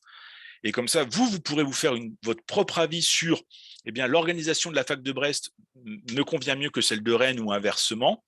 Et quoi qu'il arrive, en étant accompagné, vous augmentez, quoi qu'il arrive, vos chances de succès. Vous passez alors de manière nationale de 20 à 60 et en local, c'est à peu près pareil. D'accord ? Donc là, j'ai envie de dire, la perception que tout étudiant a par rapport à la difficulté, elle est propre à cet étudiant-là. Il se peut que vous soyez friand des matières à par cœur et qu'à Rennes, ça soit que des matières à par cœur, eh bien, vous trouverez que la fac est plus facile qu'une fac comme à Saint-Brieuc ou autre, où vous avez plus de réflexion, plus de calcul, où vous êtes moins à l'aise. Alors que d'autres, ça serait l'inverse. D'accord ? Comment je peux savoir la fac de Rennes, par exemple, si elle est toute matière à calcul ou… Eh bien là, encore une fois, prenez contact avec les écoles Galien des villes qui vous intéressent. Et là, vous pourrez avoir un débrief sur vraiment, je ne veux pas dire le contenu exact, mais en tout cas, vous aurez vraiment un débrief sur le ressenti des étudiants et sur, voilà, ce sont des épreuves qui sont plus à par cœur, plus à réflexion, et ça vous permettra vraiment de vous faire un bon état des lieux et de vous faire votre propre opinion. Voilà. Okay. Bon, merci. Mais de rien. Alors, au-delà de ça, oui, encore une fois, vous pouvez retrouver sur Internet, c'était le 24 avril 2021. Si vous cherchez ça, vous mettez Assemblée nationale 24 avril 2021, taux de réussite étudiant en médecine, et vous aurez les derniers chiffres officiels des taux de réussite en 2021 et au cumulé sur les 3 dernières années. Voilà. Là, vous avez les vrais chiffres statistiques. Et j'avais une dernière question à propos de la vaccination. Oui. Est-ce que pour rentrer en première année de médecine, il faut être vacciné? Oui. Obligatoirement? Ça sera difficile de faire autrement, oui. Ok. Alors, COVID, je veux dire. Alors, vous parlez du Covid. Oui. Alors là, je ne sais pas si c'est une démarche qui est nationale ou qui est propre à chaque UFR. Mais je crois qu'ils incitent fortement à, pas nécessairement une obligation. Par contre, vous avez un schéma vaccinal qui est obligatoire, et je pense notamment à l'hépatite B, etc. etc. Voilà. Et parce que du coup, par exemple, si je réussis la première année et que j'obtiens le concours, en deuxième année, il y a des stages à faire. Oui. Et donc, pendant les stages, l'étudiant s'est demandé que l'étudiant soit vacciné ou pas? Ah bah, de toute manière, avant de réaliser le stage, votre schéma vaccinal vous aura été demandé. Et obligatoire? Bah, pour ceux qui sont obligatoires, oui. Bah, vous êtes professionnel de santé, donc normalement, vous êtes en lien et au fait de l'intérêt que la vaccination a. Voilà. Après, vous avez vos propres convictions, certes, mais vous avez aussi des convictions qui sont professionnelles. Et encore une fois, selon les UFR, vous avez une volonté du doyen à ce que l'étudiant soit vacciné contre le Covid ou pas. Mais par contre, pour d'autres, je dis bien pour d'autres vaccinations, il y a des vaccinations qui sont obligatoires. D'accord, ouais. Alors, tout simplement pourquoi ? Pour vous prémunir. Vous avez un accident, contamination de sang avec un patient. Malheureusement, ce patient avait une hépatite. Vous n'êtes pas vacciné contre l'hépatite. Enfin, il y a tout un processus administratif juridique derrière. Et inversement, imaginez que vous soyez à l'origine d'un petit accident avec contamination de sang. Vous n'êtes pas vacciné. Le patient vient contracter une pathologie. Vous imaginez tout ce que cela peut engendrer. Voilà. Mais bon, ça, ce sont des échanges que… Alors, c'est bien d'y penser, mais rassurez-vous là-dessus, les UFR communiquent bien en avance sur ça avec ces étudiants, parce que, bien évidemment, un schéma vaccinal, ça prend du temps. pour le faire. On ne va pas se faire 3 doses de rappel en 3 semaines. Donc, elle communique vraiment généralement dès la rentrée. Vous avez sur le site internet d'accueil de votre UFR, vous avez ce genre d'informations-là et l'administration reviendra assez fréquemment auprès de vous pour tout ça. D'accord, merci beaucoup. Voilà. Très bonne soirée. Nicolas, je me permets d'intervenir. Donc, on va prendre les 2 dernières questions. Donc, je vois monsieur ou madame Lombardi et Pitré. Voilà, par la suite. Il restera 2-3 questions également, peut-être dans le chat, auxquelles on essaiera de répondre vraiment à la toute fin. Mais de manière rapide, je te les lirai si tu veux. Je les ai sous les yeux, effectivement. Voilà. Et je pourrai y répondre également sans aucun problème. D'accord, Voilà. très bien. On terminera du coup par ça. Voilà. Parfait. Merci Pierre. Alors, comme l'a dit Pierre à l'instant, je laisse maintenant la parole à monsieur ou madame Lombardi. Bonjour. Bonjour. Je voulais savoir, si j'ai bien compris, Parcoursup, en fait, ils vont pas prendre, ils vont pas regarder si la personne elle a eu le bac ou pas. Parce que on s'inscrit et on a les résultats du bac après. Alors, dans votre Parcoursup, vous avez déjà un certain nombre de notes qui sont rentrées. Vous avez vos notes de première, vous avez vos notes de spé, vous avez ce qu'on appelle la fiche à venir qui sont indiquées. Et bien évidemment, Parcoursup donne un avis favorable ou défavorable ou en liste d'attente dans l'idée que vous validiez votre baccalauréat. D'accord. Ils ne demandent pas une mention, ils n'attendent pas la mention, par exemple, pour certifier que vous ayez une place. On va dire que, compte tenu que les spécialités comptent pour 60% de la note, et considérant vos bulletins de notes du premier, second semestre de terminale et de première, si vous avez d'excellentes notes, je veux dire que le profil de l'étudiant peut correspondre. Et au-delà de ça, le profil, je veux dire, purement académique n'est pas le seul à rentrer en compte, puisque le profil de la vie extrascolaire, c'est-à-dire le parcours citoyen, est-ce que l'étudiant faisait partie d'une association, est-ce qu'il a fait des stages dans un milieu de santé, est-ce qu'il était pompier volontaire, est-ce qu'il était la Croix-Rouge, est-ce que il a participé avec, je ne sais pas, d'autres activités. Tout ça rentre en ligne de compte, d'accord ? D'accord.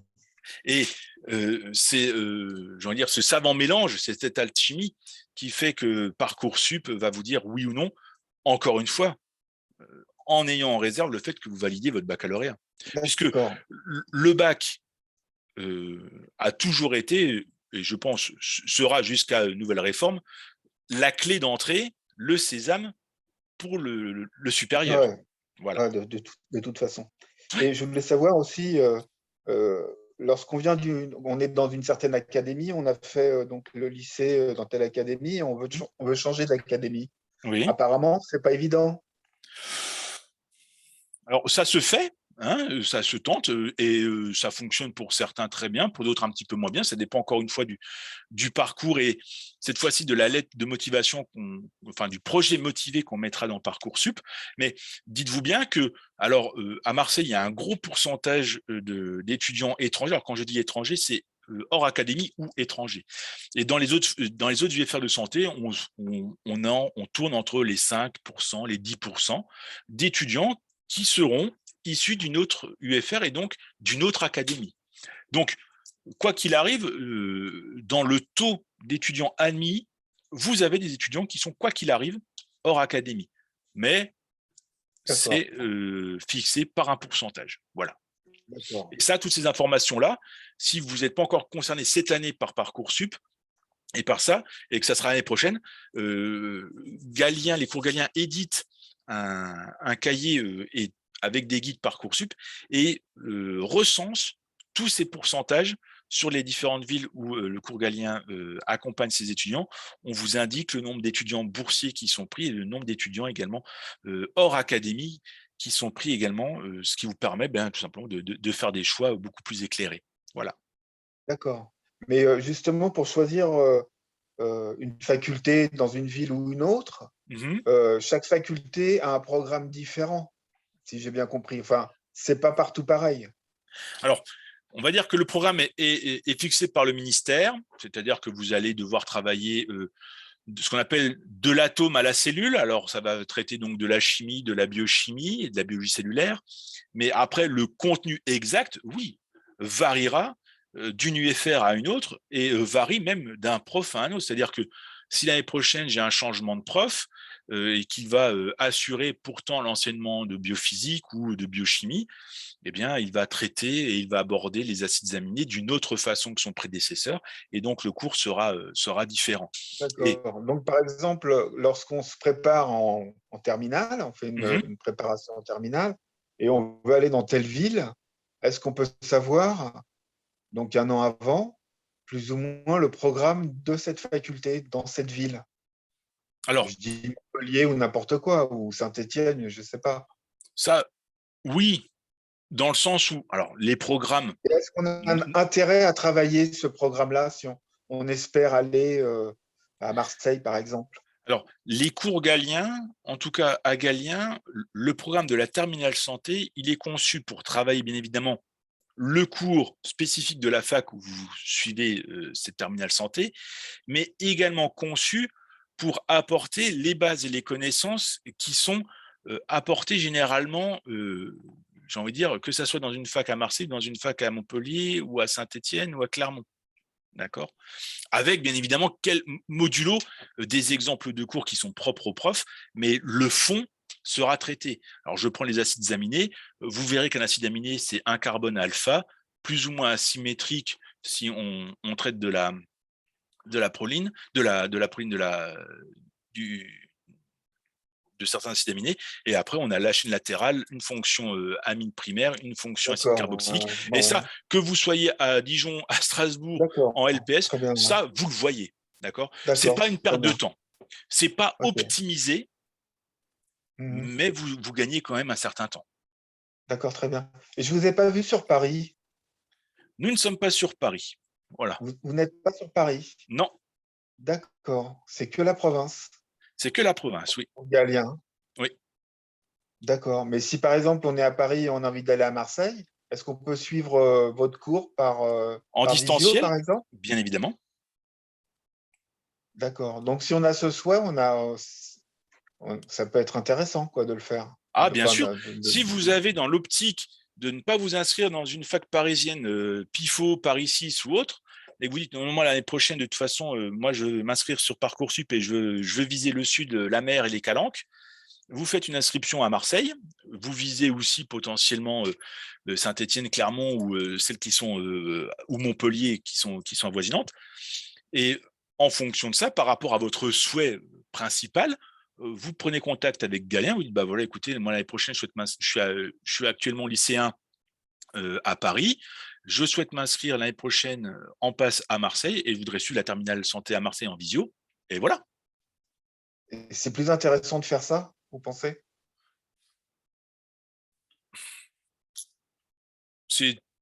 Alors moi, je vais vous parler de mes étudiants que j'ai eus en cas concret sur Dijon. Moi, j'ai des étudiantes d'Henri IV. Alors, si vous êtes parisien, vous connaissez Henri IV. J'ai des étudiantes qui sont venues travailler à Dijon et qui ont validé leur année. Voilà. D'accord. Très bien. Tout se fait, l'essentiel étant d'être bien préparé et d'être bien accompagné. Voilà. Et ce projet, il se construit, et il peut se construire en partenariat avec une des écoles Galien. Voilà. D'accord, très bien. Je vous remercie. C'est moi. Merci. Très bonne soirée. Bonne soirée. Et enfin, je donne la parole à monsieur ou madame Pitré. Bonsoir. Madame. Ma fille a été acceptée en passe à l'université de Nantes. Je voulais savoir déjà s'il vous reste des places au cours Galien à Nantes. Alors, si vous le savez, à tout hasard. Encore une fois, je m'entretenais il n'y a pas longtemps avec Réjeanne, la directrice, et puis Corentin, que j'ai vu il n'y a pas longtemps, qui est mon homologue référent. Et oui, il y a encore de la place. Vous pouvez les contacter, prendre un rendez-vous individuel. Et, alors là, on me confirme par texto, vous voyez comme quoi on est réactif, on me confirme par texto qu'il en reste, quelques-unes. Voilà les mots qu'on me dit de Nantes. Voilà. Bon, je viens de faire une demande de rendez-vous. Voilà, Eh bien, s'ils c'est parfait. m'entendent. Eh bien, ils vont vous répondre dès demain. Donc, en fait, à l'université de Nantes, aux portes ouvertes, alors avant les portes ouvertes, j'avais pris contact avec vous. Et je n'étais pas aux portes ouvertes, puisqu'aux portes ouvertes de l'université de Nantes, il nous a été dit qu'il ne nous conseillait pas de prendre une prépa privée, que ce n'était pas nécessaire et que le tutorat était suffisant. Donc, voilà, je ne suis pas allée aux portes ouvertes. Aujourd'hui, ma fille est reçue en PASS, sa meilleure amie également. Elles vont avoir une colocation. Sa meilleure amie a suivi, a suivi la terminale, la formation que vous avez pour les terminales. Oui. Et je me dis que pour que ce soit plus harmonieux dans leur colocation, ce serait bien qu'elles suivent les mêmes cours, voilà, qu'elles puissent échanger. Donc, qu'est-ce que vous en pensez? Et puis donc, est-il trop tard pour l'inscrire? Donc ça, vous m'avez déjà répondu. Alors, sur ce point-là, voilà, vous êtes rassurés. Sur l'autre point, alors je ne veux pas dire qu'il y a cette bonne guerre entre l'académique et les prépas privés. C'est le discours que tous les doyens vont tenir, c'est de dire que le tutorat se suffit à lui-même. Alors, si le tutorat se suffisait à lui-même, nous n'existerions pas. Voilà, tout simplement. Ça, c'est la meilleure des démonstrations par l'absurde que je peux vous donner. Plus dans le concret, comment fonctionne un tutorat? Un tutorat, ce sont des étudiants qui sont en année supérieure, 2e ou 3e année, qui vont préparer des cours pour les étudiants. Ce sont des cours, alors quand j'ai des cours, ils vont préparer un support PowerPoint qu'ils vont diffuser en amphithéâtre, ils vont préparer des cols avec des QCM. Ils vont valider le fait que ces cours et ces QCM ont été relus par les profs. Alors, les profs, ils ont autre chose à faire qu'à relire l'intégralité des QCM. Ils vont juste regarder potentiellement si les notions sont plus ou moins vues dans le cours qu'ils ont donné. Mais je vous garantis qu'ils ne relisent pas l'intégralité du cours et je vous donnerai des exemples. Et au-delà de cela, il faut comprendre que l'étudiant qui crée ce cours et donc qui est tuteur, valide des crédits ECTS. C'est-à-dire que au lieu de suivre un cours de parasitologie ou de suivre un cours sur de l'hémato, eh bien, il préfère faire ce suivi-là et valider des crédits ECTS plutôt que d'être évalué. Et il est évalué tout simplement généralement, c'est sur la remontée de ce qu'on appelle les erratums, c'est-à-dire les erreurs qu'il y aurait en colle. Donc, l'étudiant va potentiellement être plus ou moins de bonne volonté et dire oui, effectivement, il y a un QCM qui est hors programme parce que j'ai fait mes questions avec mon cours de l'année dernière et j'ai pas fait attention au contenu du cours de cette année, donc oui, c'est hors programme, désolé, erratum. Ou alors il dira, et ça je l'ai lu dans les forums de tutorat, rassure-toi, tu le verras l'année prochaine. Vous voyez. Ça, c'est un point. Autre point, alors là, je peux citer des noms, anciennement enseignante d'histologie, un professeur qui est maintenant à la retraite, avait eu droit à des questions. Vous savez que dans certaines facs, il y a ce qu'on appelle une loge. Des étudiants, avant Covid, venaient poser des petites questions en papier à la loge, et la loge transmettait ces questions au prof, et le prof répondait aux questions qui étaient posées. Et un jour, il y avait une question qui était un petit peu particulière, un petit peu ambiguë, et cette enseignante dit, mais alors, qui a posé cette question parce que je ne la comprends pas? Et l'étudiante en question a pris la main, a levé la main et a dit, c'est moi madame. Et elle a dit, mais d'où vient cette question? Elle a dit, ça vient du tutorat et on l'a eu en colle hier soir. Et la prof a dit, eh bien, j'aurais 2 mots à leur dire. Et pourtant, c'était sur sa matière à elle. Donc, ce qui prouve que, en fonction des facultés, le tutorat a un certain niveau. Voilà. D'accord. C'est tout ce que j'aurais à dire. Il est plus ou moins efficace selon les villes, certes, mais contrairement à un cours galien où les enseignants sont embauchés et travaillent pour vous faire des supports pédagogiques et analytiques et les préparer à l'examen, là, ce sont des étudiants qui sont volontaires dans le partage de leurs connaissances, et là-dessus, il faut le reconnaître, mais qui ne sont pas des professionnels de l'accompagnement et de l'enseignement. Voilà. Et comme vous l'avez signalé, j'en finirai sur ce justificatif-là, la colocation entre étudiantes qui font les mêmes études, c'est parfait, c'est excellent parce qu'elles vont vraiment se tirer vers le haut et se motiver pour réussir. Et effectivement, elles vont pouvoir préparer toutes les deux, si elles suivent également Galien, elles vont pouvoir se préparer au cours et au col des manières la plus optimale possible. Voilà. Donc, vous trouvez ça plutôt pertinent? Ah, tout à fait, oui. Et compatible avec le tutorat, on peut malgré tout, est-ce qu'ils peuvent faire tutorat et cours Galien ou ils doivent choisir en fait? Oh non, mais alors là, nos étudiants sont encore, je veux dire, sont encore libres de faire ce qu'ils entendent. Les consignes sont données. Moi, j'estime, en tout cas pour la ville que je chapeaute, Dijon, j'estime que c'est une perte de temps, puisque je vais passer la plus claire de mon temps le soir de la colle du tutorat à corriger les items parce que les étudiants ne sont pas satisfaits de la justification des items. Ouais. Et à forte raison, mais encore une fois, c'est un entraînement. Et j'ai envie de dire, c'est valorisant pour un étudiant de Galien de se dire « Ah tiens, si cet thème-là, il est faux, et en plus, c'est un hors-programme, il n'est pas dans le cours. » C'est valorisant, dans un sens, de dire « Ah bah tiens, je suis capable de me rendre compte que, parce que j'ai appris mon cours correctement, ce item-là, bah, il n'est pas bon, en fait. » Donc, je n'interdis pas, et je ne dirai jamais « Ne va pas au tutorat ». Je dirais juste à l'étudiant qui se pose la question « Est-ce que je peux faire le tutorat ?» Je dirais si tu souhaites le faire, fais-le. Si tu as du temps à perdre, fais-le. Travaille déjà l'école et les cours Galien. Et si au-delà de ça, tu as encore soif d'entraînement, eh bien, va t'entraîner effectivement avec le tutorat. Voilà. D'accord. Oui, parce que voilà, je pense à tout ça en termes de charge de travail, surtout d'emploi du temps, quoi. Mais là, alors là, j'anticipe justement une question qui est rédigée sur le fait que les cahiers se suffisent-ils à eux-mêmes par rapport aux cours d'université. Oui. Alors là, totalement. Et alors, en plus de ça, je vais personnaliser l'information. À Nantes, par exemple, il est structuré, hiérarchisé, et vous avez au mot près ce que dit l'enseignant. Donc, c'est-à-dire que vous ne perdez pas de temps à vouloir prendre des notes, vous ne perdez pas de temps et vous ne stressez pas en vous disant « mince, j'ai pas compris le terme qui avait été dit par l'enseignant, je sais que j'aurai tout sur mon support pédagogique. » Et s'il y a bien une chose que l'étudiant ne peut pas se permettre en médecine, c'est de perdre du temps. Voilà. C'est pour ça que je vous ai dit à mon étudiant, je dirais, si tu as du temps à perdre à faire autre chose que les QCM Galien et les QCM qui sont à la fin de tes cahiers, bah alors on va perdre du temps à les faire, mais en termes de charge de travail, entre le cours de la fac, la mineure, l'accompagnement par le cours TD et la colle, je vous garantis que votre enfant sera déjà bien et bien occupé. D'accord ? Voilà. Il ne faut pas trop charger non plus l'étudiant. Faut qu'il ait un temps de... Voilà. Dites-vous qu'avec un cahier qui est bien organisé comme le nôtre, on va gagner plus de 50% de temps de travail. D'accord ? Et ce qui va être gagné va être fait au profit de l'entraînement permanent sur des QCM. Voilà. D'accord.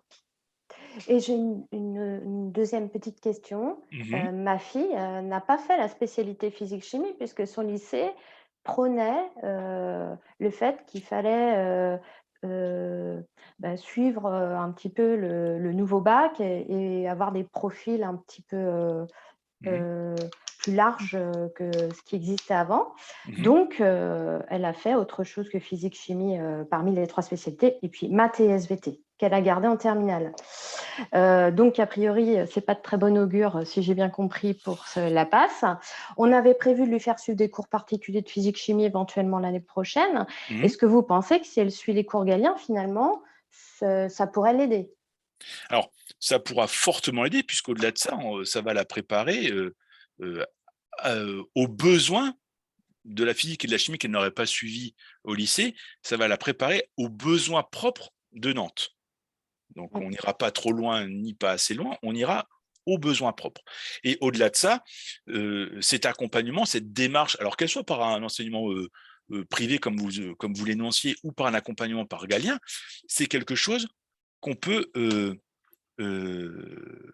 valoriser sur le parcours, sur le projet, le parcours motivé, à l'aide de motivation qu'on met sur Parcoursup, en disant, ayant conscience de tout cela et ayant une volonté de suivre la réforme du nouveau bac et d'ouvrir donc mes connaissances, j'ai choisi telle spécialité, mais pour me préparer au mieux à mes études de santé, j'ai également anticipé cela en suivant un cursus parallèle via une terminale santé à Galien ou via des cours particuliers pour être préparé. Donc, ce qui montre que non seulement votre enfant a conscience de la charge de travail qu'elle va avoir, mais en plus de ça, elle est capable de démontrer que durant son année de lycée, avec les notes qu'elle a eues, qu'elle a pu suivre un enseignement supplémentaire.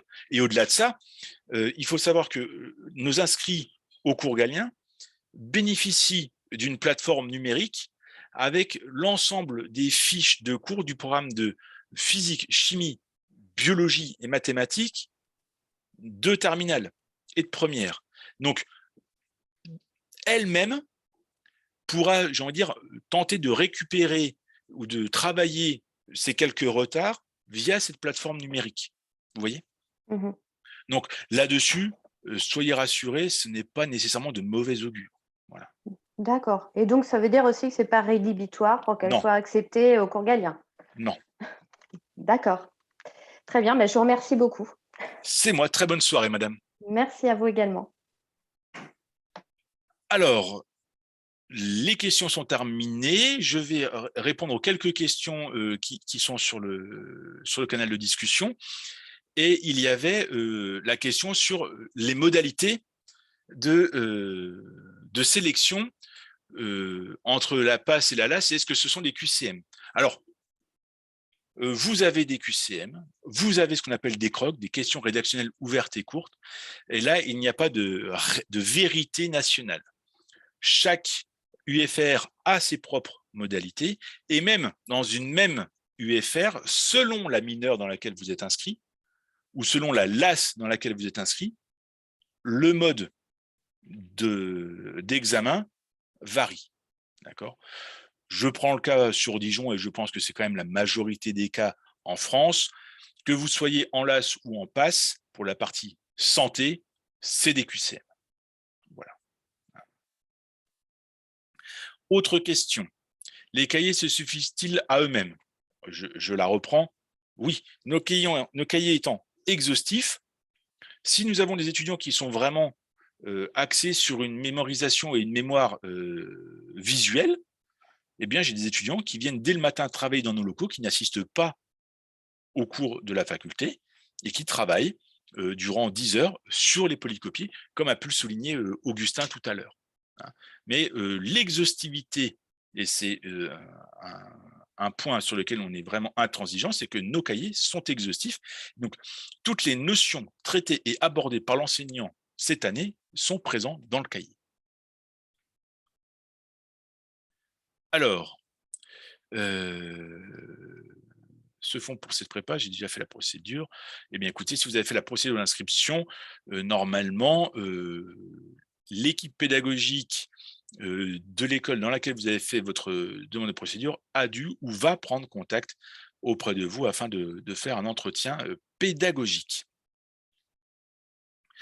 Et à votre question, justement, si les cahiers sont différents en fonction des lieux, bien évidemment, puisque nous préparons spécifiquement à la faculté et à l'UFR dans laquelle votre étudiant est inscrit, eh bien, nos cahiers vont avoir une structure différente selon les besoins pédagogiques. Un peu plus de tableaux parce que des enseignants font beaucoup de pièges et croisent énormément des notions entre, je ne sais pas moi, réticulum endoplasmique granuleux et rugueux. Bam, on va mettre un tableau. Il y a des enseignants qui interrogent spécifiquement sur les phrases qu'ils prononcent. Eh bien, on va partir sur du mot à mot. Donc, la structuration dépend également du mode d'évaluation et de la faculté à laquelle eh bien, les cours Galiens préparent. Il y a une cohérence dans la conception pédagogique et par contre, elle a ses propres racines par rapport à l'UFR à laquelle eh bien, elle prépare. Voilà pour les questions, mesdames et messieurs. Y a-t-il un appel de présence tous les jours? Alors, c'est la dernière question et après, je vous saluerai. Il y a un appel qui est fait, non pas tous les jours, mais à chaque colle et à chaque cours TD, un appel est fait et le bilan de présence est fait de manière hebdomadaire, envoyé à l'étudiant et aux parents. Et bien évidemment, le référent prendra ses dispositions pour contacter l'étudiant et pour connaître les raisons et les motifs de son absence et s'assurer, bien évidemment, de son bon état de santé. physique ou mentale. Voilà pour les questions, mesdames et messieurs. Je vous remercie pour votre participation et votre patience. Encore une fois, je vous invite vraiment à prendre contact auprès des écoles Galien qui vous sont un peu plus spécifiques pour poser vos propres questions et entamer dès à présent notre accompagnement individualisé. Je vous souhaite une excellente soirée et je souhaite également, encore une fois, à nos étudiants un bon oral et une bonne épreuve de philosophie. Voilà, très bonne soirée à toutes et à tous.